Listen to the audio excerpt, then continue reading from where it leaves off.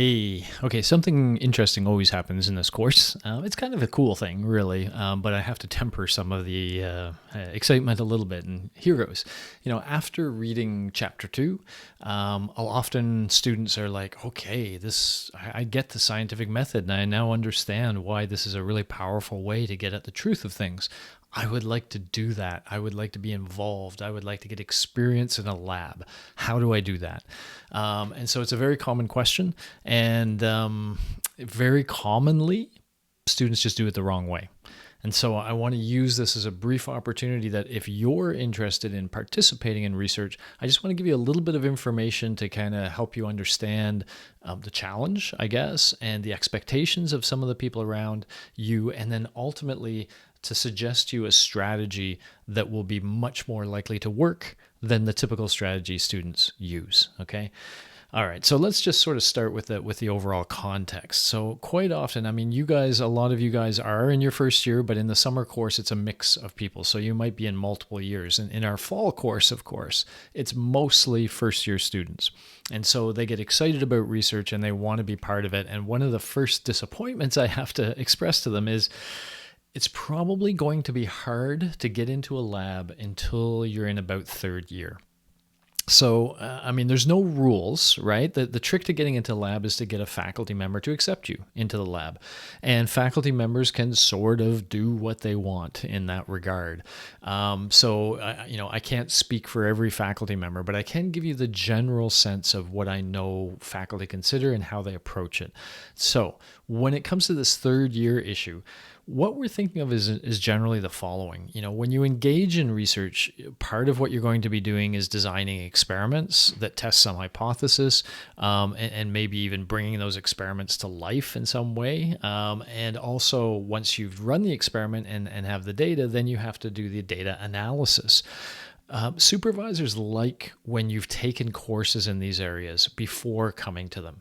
If you've done a basic experimental design course, like a BO1 or I think a B10, or if you've done some stats BO7 course, for example, they like to know, okay, you know the basics. I don't have to teach you from the ground up how to design an experiment. I don't have to teach you from the ground up how to do the statistical analysis. You have some course-based experience, and now it's just a matter of you taking what you learned in a course and actually applying it in the real world. Okay. So often those are courses you would typically take in your second year.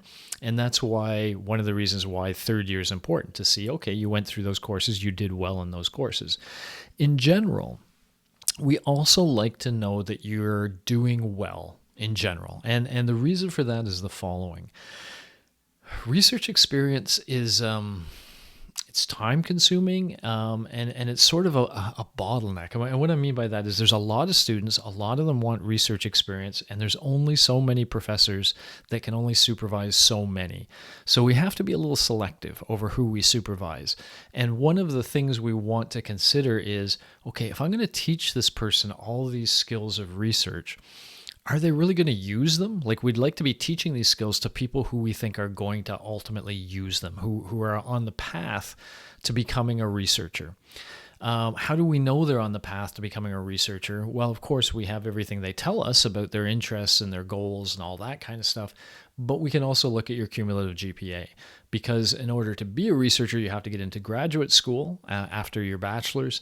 And in order to get into graduate school, you have to have a pretty decent average. Not stellar. You don't have to be an A+ student by any means, but you probably need to be a B and above, kind of student, depending on the area. It's very different for different areas. If it's clinical psychology, you do have to be an A student. So what we do is then just sort of look at your GPA to have a sense like, yep, this student seems to be doing all right. They could very well be on a path to research. They've got those basic courses that I want them to have. And so that's sort of the criteria for even thinking about having you come into the lab generally.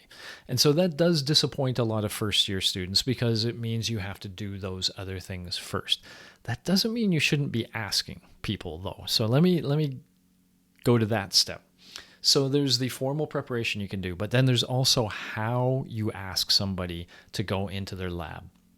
And let's imagine, I'll start with what I think is the most I'll say most appropriate, but then I'm going to go back on that. But the most common approach, which would be to take those courses I talked about in your second year, and then in your third year, to start approaching professors and asking if you can work in their lab.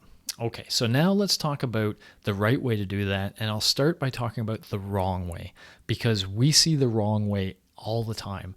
The wrong way is somebody who reaches out to us by email or back pre-COVID, knocking on our door and talking to us. That's how we did it back in the day. And they say something like the following.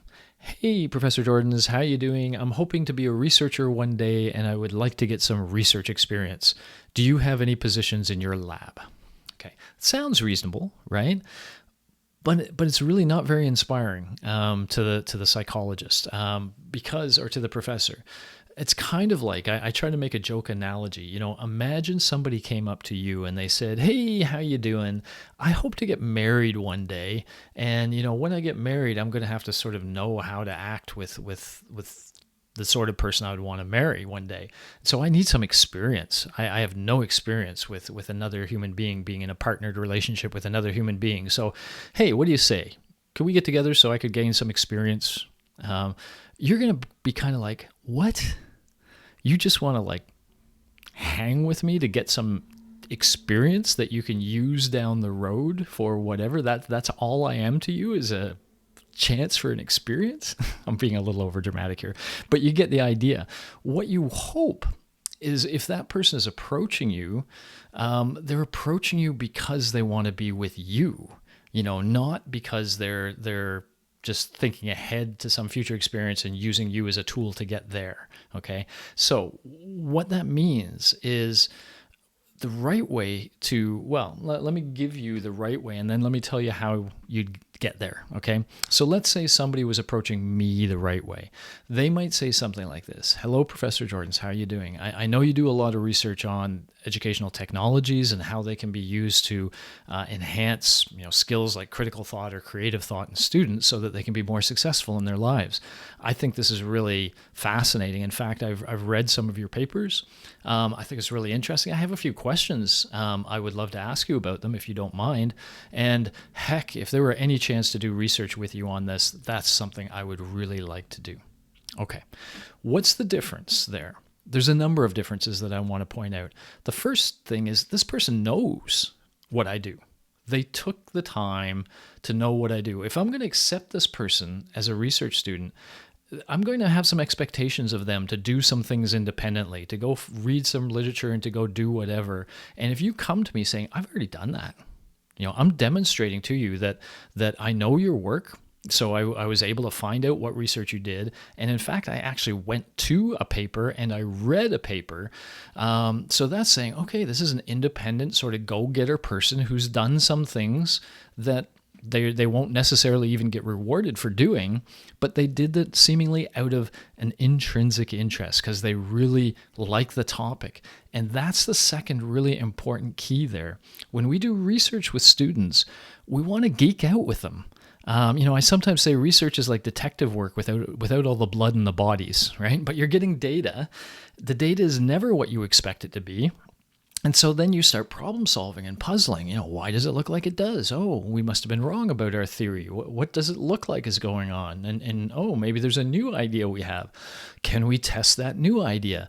And this is the kind of stuff where we want a student to be, really honestly, authentically interested in the data, what it says, and what impact it has. You want to communicate that authentic interest to the professor. If they see that, oh, you really like what I like, then you become the kind of person they would like to hang out with and do research with. Okay, you're not just using them for some eventual thing. This is the thing that's cool to you. This is what you want to experience right now. Okay, so how do you get there? How do you get from the first bad approach to the second good approach? You've heard me already say a couple of these things in different contexts. So Google Scholar is your friend. Okay, as you go through the textbook, you will be introduced to some of your faculty, right? The people in your neighborhood. I got some of those in there so you can get to learn, but you can really go and look at any faculty's name in Google Scholar. Type in their name, see a list of their papers. You can organize that list by the most recent. and you can find out exactly what they're doing. And so you can look at the whole faculty if you want and have a good idea of who's doing research in which area of psychology. Especially, as you go through the course, you're going to find certain areas are particularly interesting to you. Who's doing research in those areas? What you'd really like to find is like 3 or 4 professors, perhaps, whose research you authentically find fascinating. You can't put on authenticity. It's got to be real. And so what you got to do is find it. You got to find that connection that you have with researchers, by the way, at U of T, not even UT Scarborough, U of T, 3 campuses. That's a lot of researchers that you could potentially reach out to do research with. So you got to find those ones whose research you really love. And then when you do what I just described, you will be doing it honestly and authentically, and they will sense that in your nonverbal communication, that you really do find this geeky.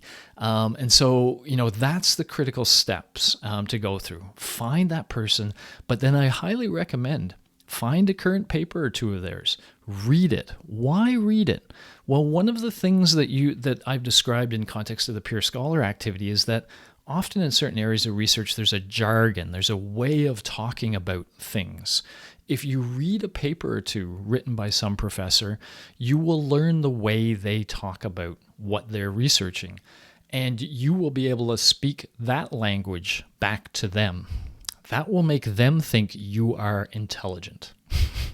You're using the right words to describe the right concepts, and if you're doing that as an undergraduate already, wow, okay, this person, so all of these things, you're showing that person you're willing to do extra work, you're showing them you really care about the topic, and you're just generally showing them that you're serious about this research thing.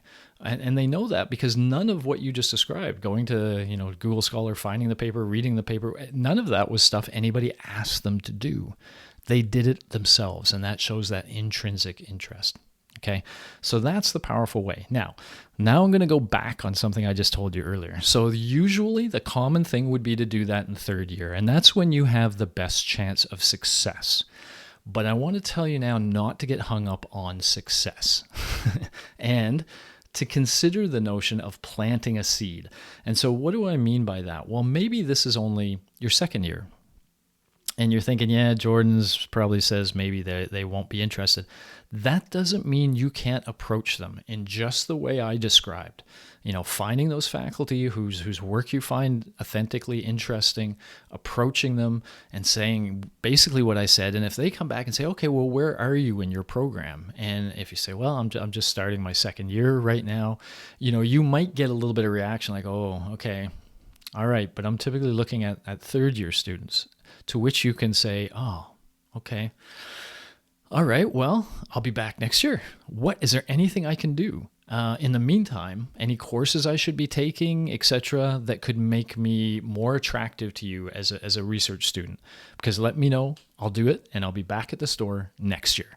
Okay, that sort of attitude, by the way, that's showing the professor a determination and, again, a true authentic interest in the topic. I want to do this research. I'm okay waiting a year for the chance. You've also introduced the professor to you, hopefully leaving a good impression, so that when you do come back next year, you'll be more familiar.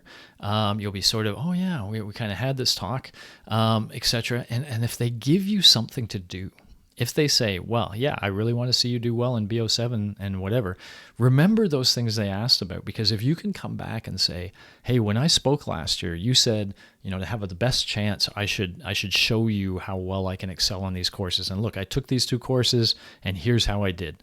Pretty darn good, huh? And so that's showing them you listened to them and they've already guided you a little bit. And that's what they're going to do as supervisors. So that makes them, more likely to accept you as a 3rd year student than they would if that was the first time they saw you.